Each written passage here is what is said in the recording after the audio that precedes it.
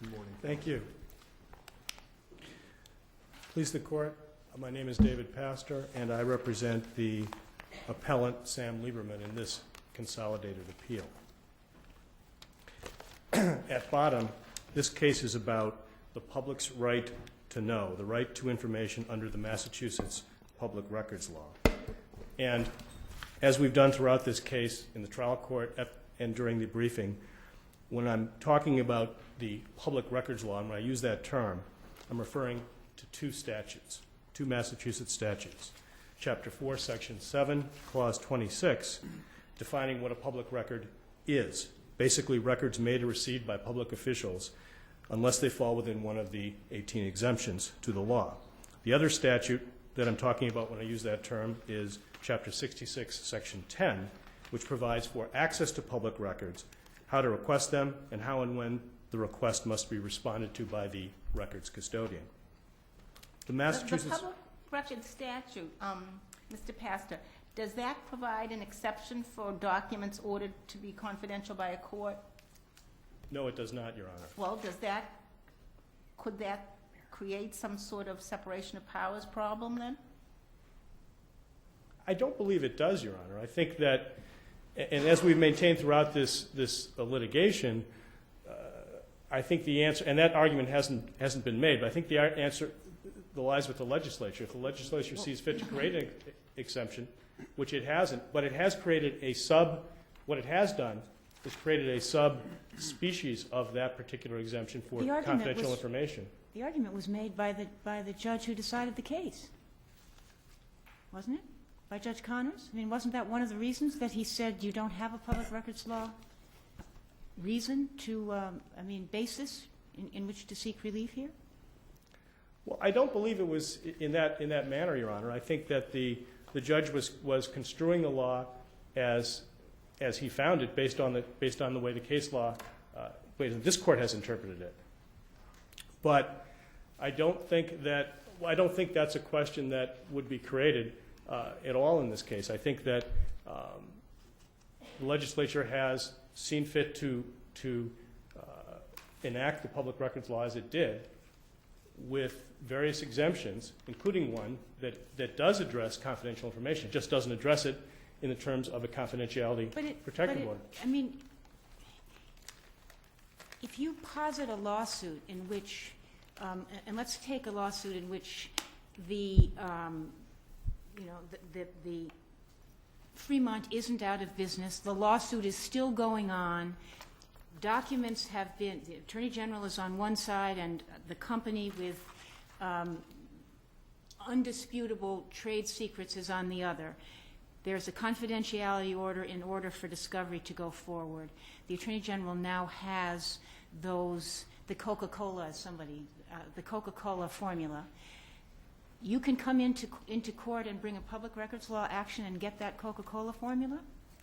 Well, because it wasn't submitted voluntarily. It was pursuant to a discovery order. Well, I think that's the current state of the law. The legislature, when it enacted the law, remember, as we all know, there's a federal counterpart, the Freedom of Information Act, FOIA. And what FOIA did was it created a broader exemption for trade secrets or confidential information, basically equivalent of Rule 26C7. But this is really about the power of the court to have litigation go forward in a way that works. I mean, isn't that sort of inherent to the court's power to be able to control litigation in that way? Well, it's part of the court's authority, but I think that when you look at what the power of the court, or the authority of the court to enter a confidentiality order, a protective order that protects confidential documents, I think what that is, and we talk about this when we construe the cases this court has decided, is a tool of judicial administration. That's what Judge Connors in the Superior Court said it was. He didn't say it explicitly, but he in essence indicated that that's what it is. And as opposed to something like the attorney-client privilege, which is a long-standing principle of common law going back to the... Well, a tool of administration, but a long-recognized one, and one critically important to the functioning of our litigation system. Well, it's important, but it's a tool of discovery, Your Honor. Well, And I it's think- more than a tool of discovery. It's a tool to enable litigation to go forward. Well, I mean, what would happen is, if there wasn't a blanket protective order that protected all any documents and didn't require a litigant to make a showing good cause, which is what happened in this case, then it really has the opposite effect, and what it does is it ends up shielding the documents from public view. Yeah, it is a tool of judicial administration. Yes, it's long-standing, but I don't think it's comparable to the common law attorney-client privilege, which goes beyond litigation, goes way beyond litigation, and survives the death of the client. The power and authority to enter protective orders is, I think, more comparable to the work product doctrine in that they both apply essentially to litigation and not to non-litigation matters. And again, as I was mentioning before, with respect to the federal statute, FOIA, there, the legislature, the Congress saw fit to put in an exemption for trade secrets or confidential information, which essentially parallels the confidentiality provision in Rule 26C7, the federal rule. Massachusetts rule is the same. Our legislature didn't see fit to do so. Put in a subspecies of that, which doesn't provide such broad protection. May I ask you this? Is it your position that there is no such thing as confidential information? No, I don't think there's such thing as confidential information. No, I don't. That's not my position. I do think, however, that when the Commonwealth indicates in its brief, as it has in this case, and refers to the Fremont information that was produced as confidential, it's not. It's not. There's no such presumption because there's been no showing of good cause that's been made. That's the nature of the proceeding in the trial court in the Commonwealth versus Fremont action. Fremont never had to make that showing because it was never forced to, and the Commonwealth never challenged any of the confidentiality designations that Fremont made, which was essentially their entire production. So basically it gave, what that proceeding did was it gave, the result was Fremont had free reign to designate all of its documents confidential. It was never challenged and never had to make a showing of good cause. Today, I understand that's not hypothetical, but today it couldn't make that showing for two very important reasons. One is, as we all know, and no, this hasn't been contested, Fremont doesn't operate the business anymore. It's in bankruptcy. There are no trade secrets to protect. And the other reason is, even if there were, it's very likely that a court would find that those documents, that information is stale, just by virtue of the passage of time. And I've seen that happen in cases where confidentiality orders or confidentiality designations have been challenged. I also want to talk. But isn't that a question of fact that should be determined at a subsequent hearing? It probably is, Your Honor. And frankly, that's why, as an alternative, we have, there's two appeals, as you know here. One is the order of intervention, or the order denying intervention. Because in order to do that, we would have had to have been allowed to, at least as the trial courts both sought, to intervene in the Commonwealth versus Fremont action. Because Libra never had an opportunity to make that argument. There's two levels to that. One is what I just was talking about, which is that there are no confidential documents, there are no trade secrets because there is no business. That's number one. And we made that argument before Judge Connors, even after Judge Connors had indicated that he couldn't decide the confidentiality issues. And the reason we made that argument was we thought that that was a broader argument that he could have decided, perhaps, because those facts really aren't even contested. And we all know what the law is applying to trade secrets. The more specific question would be, I guess, whether any of the confidentiality designations that were made can be challenged on a more specific basis. And I agree. So you want to, let me understand this. You want to intervene, and the standard by which the judge should determine whether you can intervene is what, would you say? Well, I think there's two, whether we have a statutory under intervention as of right, or whether we have an interest in the subject matter. And I think it's clear that we do. It would be your interest in the subject matter. You have an interest because you want the documents to use in another piece of litigation where you're unable to get them. We want to get the documents under the public records law, yes, Your Honor, and To use in other litigation where you're unable to get them directly. that's correct. All right, so this is your interest in these documents. Well, that is the interest. I don't think, though, under the public records law that the No, I'm just asking. You say you have an interest in the documents. And Correct. You have an interest as a member of the public. I have a public records right or interest in seeing stuff that the Attorney General has. And you have a specific interest because you want to make use of these in some litigation. Right. All right, so you have an interest. So what is the judge supposed to do? What does the judge weigh? Your interest against what? On the question of Well, intervention. I think the other side of that would be whether or not there's any prejudice to the parties. Okay, so weighing your interest against prejudice, is that? Well, that's a consideration, and Your Honor, I don't think there is any.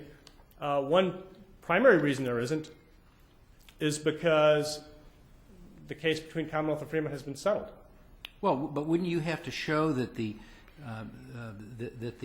material, that the need to protect this material because of its confidentiality no longer exists? Wouldn't you need to show that? Well, that's something that's right. I thought we were talking about the intervention. I was talking about the standard, intervention, all right. just getting into the door. But once we're in the door, then yes, that would be true. But isn't your intervention really, yes, you have a particular interest, but it's really, isn't your point, hey, I have a right to this stuff because the Attorney General has it under the public records law, so I've got standing to intervene here because the only reason I can't get it is that there's this court order. Well, that's true, and the other factor, which I didn't mention, is another factor is that the parties to the action are not representing our interests, which I think is pretty clear. I think that's a given. And the Attorney General doesn't, in fact, nobody disagreed that you should be able to intervene permissively. I think that's correct, Your Honor. I think that Judge Hinkle did, but the parties well, didn't. that's correct. But the Commonwealth, in its brief, said that we should be allowed to do that. Fremont assented to our right to intervene in the trial court, made a slightly different argument in its appellate brief. But I think that Fremont's sort of arguing we're looking for a second bite of the apple. I think it's clear to me that we're not. All We right, never had the once first you bite. intervene, so let's say that you're given permissive intervention, then what's the next step? You essentially challenge, you file a motion to get access to these documents, I would think that would be the case, Your Honor. Now, again, as I said before, there's two, if you will, bases for that. I mean, there's more than two, but there's two primary general. The threshold question, I guess, would be, if we made such a motion, would be that the documents are not entitled to confidential treatment, that there are no trade secrets to protect. We already talked about that, and that would be the threshold question. And I guess not entitled to confidential treatment under the public records law or under what? No. Confidential treatment Under 26C. under 26C. Okay. Because there simply are no trade secrets to protect, and they were designated confidential on that basis. Now, there may also be, I suppose, and Fremont has made this argument that, before I get to that, the other thing would be challenge to specific, if that contention is rejected by the trial court, then the alternative would be to challenge specific documents or sets of documents with respect to confidentiality. And the bulk of what we are seeking are, as I understand, are deposition transcripts of Fremont officers and the exhibits of those depositions. Now, the other thing that one thing that Fremont makes, or argument that they make, is that, well, but there's confidential borrower information in those documents. And the answer to that is pretty simple. That information could be redacted, and that information is subject to could be subject to an entirely different exemption in the public records statute, which is Exemption C for private and personal information. So to the extent that that's in there, and I seriously doubt, I don't know because I haven't seen them, but I seriously doubt that the depositions of Fremont senior officers contain individual borrower information. I would be surprised if it did. But anyway, that's the type of proceeding that I would envision. And so you're standing here, as you view it, really stems from the fact that it's the Attorney General has these documents and not some other private party. Well, certainly that gives us the right to request them under the public records law. So yes, I think that's correct, Your Honor. Okay. Isn't the seeking the permissive intervention to challenge the validity or continuing validity of a confidentiality order the way that most courts deal with this problem? Well, I think it is. And again, if we go back to the proceedings in the Superior Court, what we tried to do is, as everyone in this room knows, we tried to first have our action. Yeah, I understand that. But okay. I mean, I'm really talking about taking a sort of frontal public records law challenge as opposed to coming in through the route of there's litigation going on here, there's an order, we have a right, because the Attorney General is a party to this, we have a right to these records, and so we want to challenge the continuing validity of that order. And we want to get the documents that are covered by it. Well, we brought the public records action because we felt that there was a right to get those, and that we felt that the issue, one of the issues this court is considering, whether or not the entry of a confidentiality protective order can prevent the Attorney General from producing those documents. So we felt that that issue ought to be determined. Obviously, this court, and I see my time is up, but this court, as we all know, doesn't necessarily have to determine that question if it decides to. It can decide to grant intervention and not address that question. Thank you, Counselor. Thank you.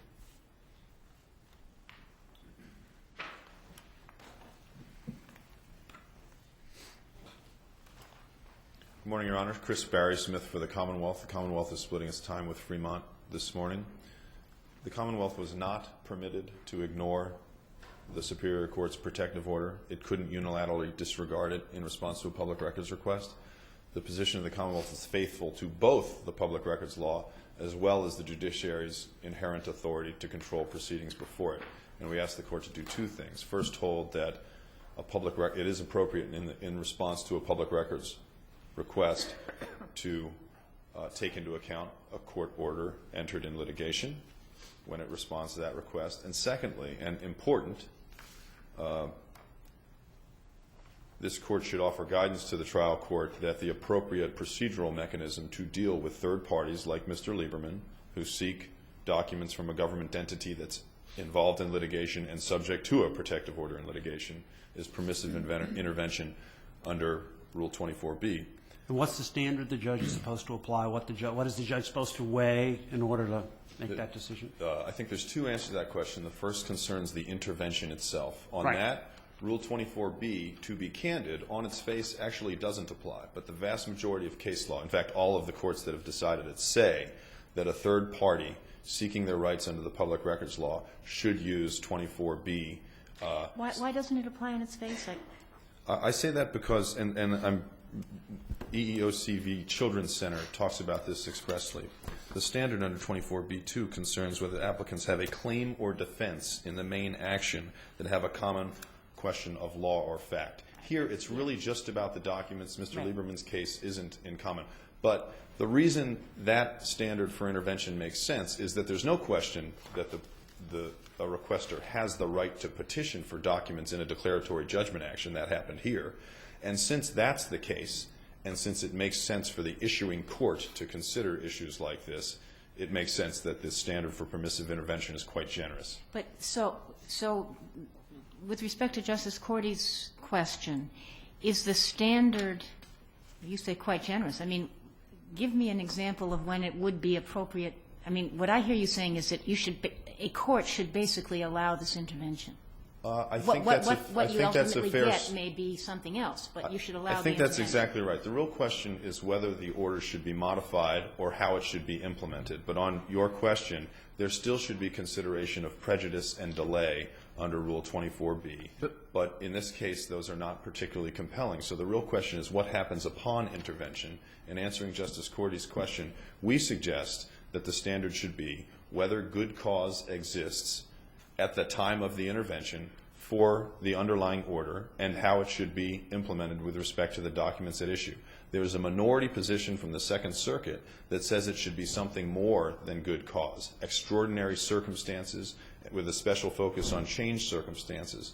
But all of the other circuit courts addressing the question have stated that instead you go back upon a request for modification and do the same analysis that the Superior Court should do at the outset. Was there good cause for the protective order. And what that involves is balancing the litigants, the plaintiff here, the Commonwealth's request for the information.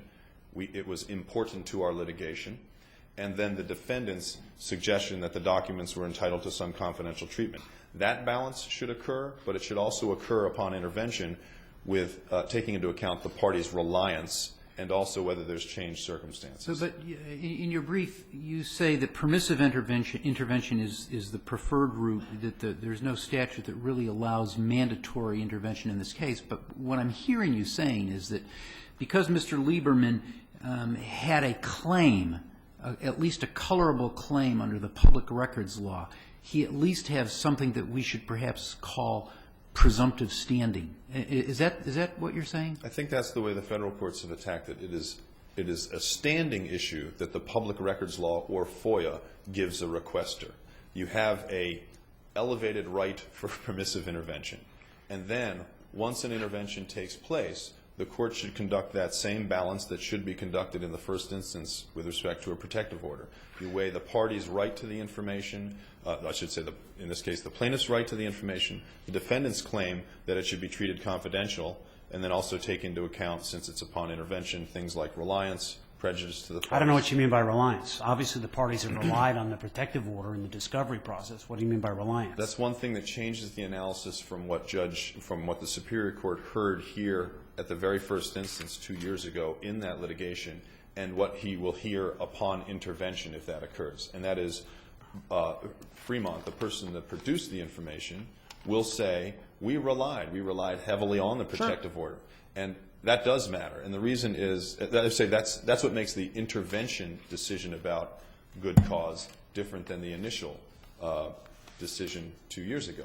It is not dispositive, the issue of reliance, the federal courts say, but it should be taken into account. I'm sorry, is reliance a factor on whether the party should be allowed to intervene, or a factor on reanalyzing the protective order in good cause? The latter. Good cause. It's once you're taking a look at good cause upon intervention, the court should consider the party's reliance on the protective order. I think that's especially important. Continuing reliance or reliance at the time of production? I think it's probably both, but mostly the reliance at the time of the production. And that's consistent with Supreme Court case law concerning why we got the documents in the first place. So I'm just confused. Of course the parties relied on the protective order. So what's changed? They relied then, and you're saying you look back and reanalyze? Well, because of the interest of the public records law, or FOIA, the federal courts have held, I think three things occur upon intervention. Question one is, was the order providently issued in the first instance? Question two is, are there changed circumstances now that should make the court consider modification of the order? And the third one is simply implementing the order with respect to the documents at issue. That's typically what occurs upon intervention when the public records law is involved. But I take it, on this question of reliance, the parties might, if they knew that there would be a public records request in the case by someone foreign to the proceedings, the party supplying the records in question might have put up quite a battle. I think that's why reliance is important. Yeah. And what would the nature of the battle have been? We can't submit these documents in this litigation because these are documents that will become subject to a public records request by virtue of the fact that we're surrendering the documents to the Attorney General. I think that's right. And that's where both the judiciary's interest in controlling the proceedings and the Attorney General's interest in efficiently and effectively conducting litigation come together. It is true that the court should have, and the reason we suggest in our briefs, the court needs the right and has the inherent authority to control discovery in the proceedings before it. But with respect to the Commonwealth, if we were put to a different standard, we simply wouldn't get these documents. If Mr. Lieberman's position was correct, that protective orders impact not at all the Commonwealth's obligations once we get, under the public records law, once we get documents in discovery, I think at the end of that analysis, we would not be getting the same documents that the generous rules of discovery entitle us to. And the reason is exactly as the court highlighted. Fremont said it was not willing to produce these documents absent protection of confidential information. That was a reasonable position, and we entered into the protective order, and the court signed it.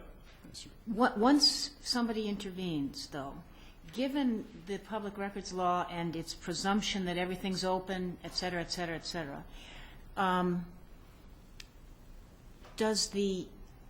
aren't you in a somewhat different position? I mean, just by nature of the fact that you're subject to the public records law and a private litigant isn't, aren't you in a somewhat different position than another company or Yes. another individual?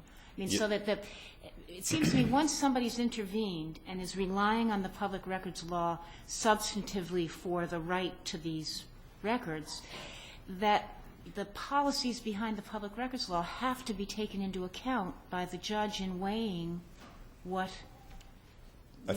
gets disclosed and what doesn't. I think that's correct. And in the federal courts that have a lot of case law under this intervention analysis, that's exactly what they do. They consider the intervener, which is typically a press outlet or a person in parallel litigation, and they analyze the public records obligations in conjunction with the court order. And that's exactly what should happen But then here. aren't you going to somehow have the tail wagging the dog?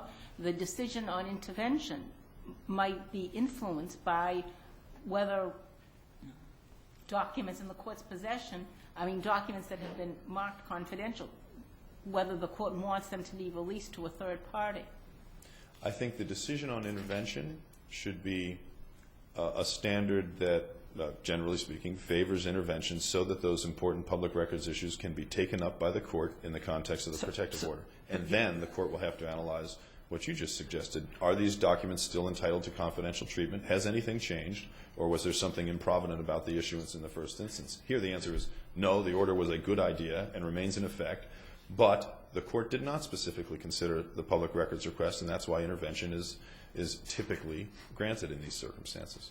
So your first argument was, well, these are not subject to the public records, once they're, or at least, well, they're not subject to the public records law once there's an impoundment order or a confidentiality order, and that's very important. Otherwise, we wouldn't get these records. But you're now saying, but after we get them, people should be permitted to intervene, and there should be essentially a public records analysis. So aren't you saying?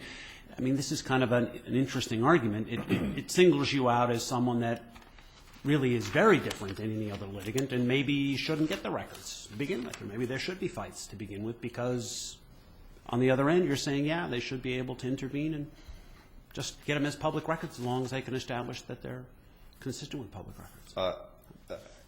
I think your question presumes that the analysis might change materially upon intervention. I don't think that it will. Critical to the question you just asked is that Fremont, the other party to this protective order, maintains the equal right to the Commonwealth to make its arguments about whether confidentiality should continue. That's why the intervention, as opposed to the declaratory judgment against the Commonwealth, is so important. It's both parties to the litigation who have an interest in that decision, both in the first instance and upon intervention. So a company with whom you're in litigation needs to be on notice that, in fact, once you get the documents, you will essentially agree that someone should be able to intervene and raise the public records issue and get the documents. Maybe not get the documents. Not get the documents, but the first part is mostly accurate. The companies against whom we are litigating should have in mind that there is a permissive intervention typically granted for purposes of third parties to challenge protective orders when the Commonwealth's involved.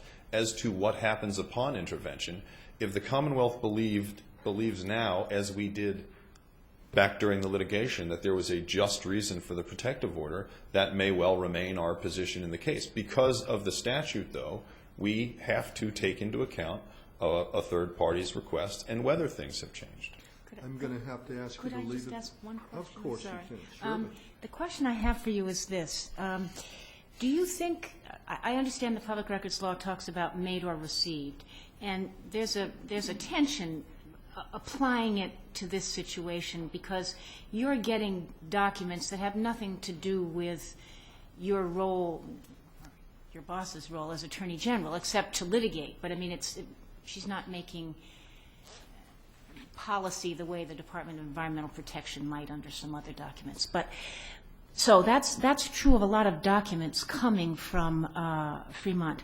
But depositions that you notice and hold, do they fall into a somewhat different category because you've actually created them? You asked the witness to come, you've asked the questions, and they're not like Fremont's pure documents that they've handed over during the litigation. A protective order could draw that distinction. This protective order reasonably treated them both to the same confidentiality. They had to satisfy Rule 26C, and Fremont had to mark them confidential. So in this instance, they were the same, but that's because the court order governed. No, I was just wondering under the public records law if you see any distinction between those two sources of information. That is, depositions that you've noticed and held, and pure Fremont records that they have provided to you during discovery. Conceivably, but I think it would have to turn on the court's treatment of those two tools in discovery as opposed to an inherent distinction. A court could reasonably determine that one but not the other or both should be subject to confidential treatment. Thank you, Counsel. Thank you, Your Honors.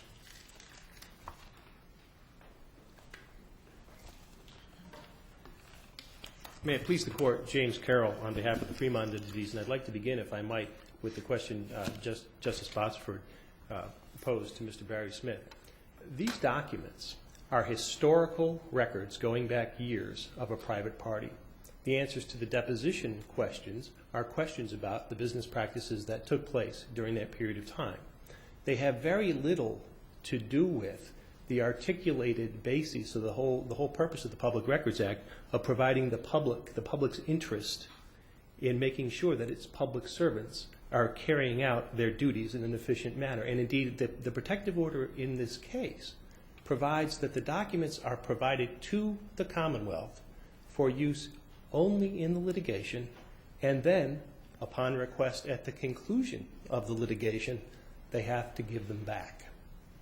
They're temporarily in the possession of the Commonwealth for purposes of the case. So have you gotten them back, or do they still have them? The case is still technically open. Oh, okay. A request will be made when the case is finally concluded to get them back. Now, you only have to pause for a moment to think about the practical import of the rule that is urged by Mr. Lieberman. If it were the case that a party such as Fremont knows in giving documents to the Commonwealth that those documents may be subject to anyone can get them merely by virtue of sending in a letter, then a party in Fremont's position not can behave, must behave very differently.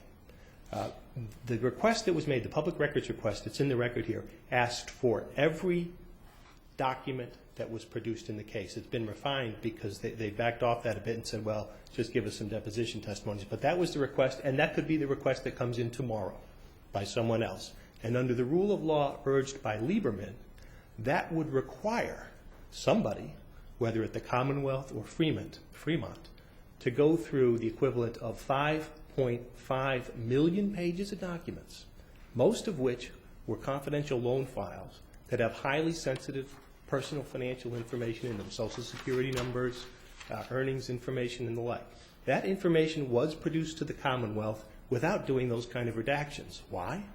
Because doing that kind of redaction in this kind of case, where the Commonwealth is bringing a 93A claim challenging business practices, would take years to do that work.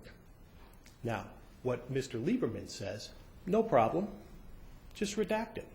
Well, it ignores a fundamental element that's essential to controlling the docket in the Superior Court. And the order entered by the judge in the Superior Court, it was a stipulated order, we agreed to it, allows the litigation, the discovery, to go forward in an efficient way. It provides an express mechanism for challenging confidentiality designations to the extent that the Commonwealth is of the view that Fremont has over-designated or incorrectly designated something. The order expressly provides a mechanism to do that and a mechanism to redesignate if and as appropriate. What Mr. Lieberman's rule would do would be to force a party such as Fremont to take the position that it can't and won't produce documents like that to the government. It has independent, Graham, Leach, Bliley, and other federal and state statutes prohibit a party in the possession of personal financial information to subjecting it to full disclosure in the way that Mr. Lieberman's rule would affect. Mr. Cowell, what is your position with respect to permissive intervention and this kind of two-step analysis that Mr. Barry Smith has mentioned? There we depart from the Commonwealth, and we depart from the Commonwealth there for this reason. We believe it to be the case that the integrity of the Superior Court's order controls over the public records concerns. Now, we did, in the case below, we assented to the motion to intervene, but that was because Mr. Lieberman had two cases going on in two different Superior Courtrooms trying to get the same information. He brought his independent case that Judge Connors ultimately ruled on, and while the briefing was going on there, then he made the motion to intervene. We say you can't have it both ways. We said we'll agree with the motion to intervene, and we told Judge Connors you shouldn't be in that courtroom trying to challenge the order that Judge Gantz entered. Go ahead. No, so what would be your vision? Let's assume that Judge Hinkle, right, in the business litigation session said, okay, I'm going to allow permissive intervention. Then what happens in your view? What should happen in your view? And this goes right to the reason why I think it's a bit of a waste of time. What should happen is the court order that would have previously been entered in that case by Judge Gantz would be enforced. And that order provides the Commonwealth the right to challenge designations. It doesn't provide some third party What do you the right. say to the cases, some of which are, maybe all, which are in the Attorney General's brief, maybe in your brief? The federal courts seem to allow intervention and then do balancing. You're saying no balancing happens. There's the order, you enforce it, forget what it covers? Is that what you're saying? I'm saying that balancing occurs, should occur, did occur at the front end. And so what do you When say that about order these was- federal cases?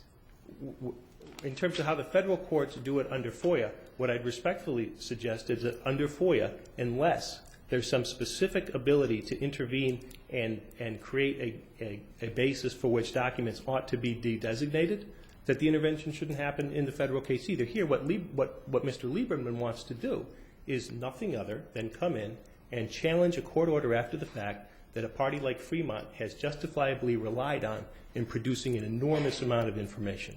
But how could the analysis have taken place at the front end when the Attorney General, the only other party to the case at that time, really didn't have the interest of somebody seeking information under the Public Information Act?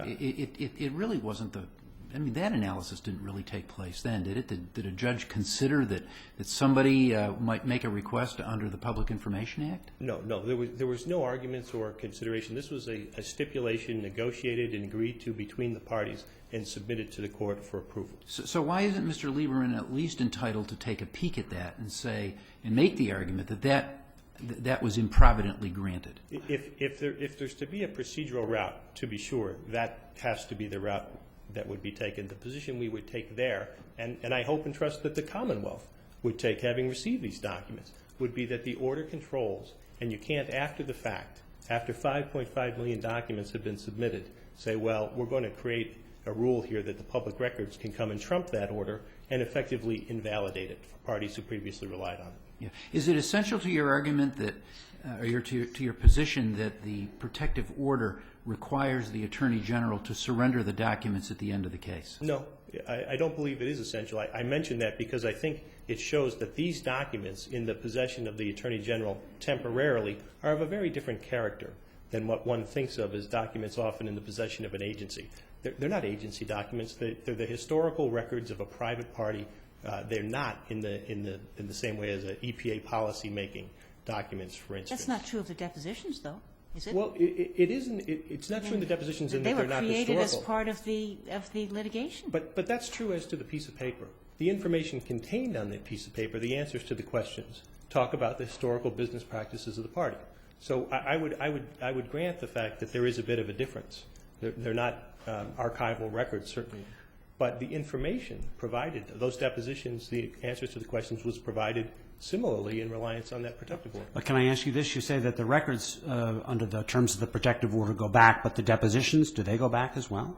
Well, the questions asked at the depositions go back to business practices. No, but I'm saying at the end of the case, does the Commonwealth have to, the Attorney General have to turn back over to you all the depositions? There's no provision, the order, there's no express provision about that in the order. It strikes me that your analogy to the EPA kinds of cases is a little bit different because those usually involved, I think, the permitting process. Here, the conduct, other than the fact that they may have had to get a license to write these loans, didn't require them to get a permit each time the loan was written. They were engaged in a business practice. And so necessarily the government involvement in this case is going to come after the fact, after the event has occurred, after the loans have been granted. And doesn't the public have an interest in ensuring itself that the Attorney General conducted herself properly in this investigation? And there would be lots of ways for that public interest to be satisfied that don't relate to going back to the confidential information that was submitted. Now, Mr. Barry Smith might not like it on behalf of the Commonwealth, but if a public records requester wanted to find out, well, why did the Attorney General settle the case? What did the Attorney General think the strengths and weaknesses of the case were? Was it an appropriate settlement? That sort of contemporaneous information found certainly only within the halls of the Attorney General's office would be available to answer those sorts of questions without impeding on the rights not just of Fremont as the producing party, but all the individuals who provided the documents and information to Fremont in the first place that wound up getting turned over to the Commonwealth. I think we'll have to leave it there. Thank you. Thank you.